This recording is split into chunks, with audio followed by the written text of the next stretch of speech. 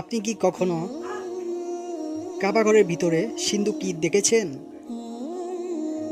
আসলে কি আছে এই সিন্দুকের ভিতরে, যা প্রত্যেকটা মানুষ জানতে চায়? কোনো খাজানা নাকি কোনো রহস্য?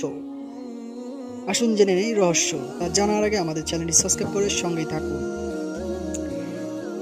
এই ছোট সিন্দুকটি পাথর দিয়ে বানানো, কাবার ভিতরে একটি খাস জায়গায় রয়েছে। এর ভিতরে না আছে স্বর্ণ, না আছে রূপা। যখনই কাবা ঘরে পরিষ্কার করার দরকার পড়ে, তখনই এই সিন্দুকের ভিতরে পরিষ্কার করা সরঞ্জাম রাখা, যা বের করে সাফ সাফাইয়ের কাজ করেন। এই সিন্দুকের ভিতরে রয়েছে দুনিয়ার দামি খুশবু, রয়েছে কয়েকটি পাথর যা বিশ্বের সবচেয়ে দামি। সব সময় কাবা ঘরের ভিতরে খুশবু দিয়ে পরিপূর্ণ থাকে। আর হ্যাঁ, এই জিনিসগুলো শুধুমাত্র মেহমানরাই দেখতে পারেন, যারা কোনো দেশের রাষ্ট্রপতি বা রাষ্ট্রপ্রধানরা।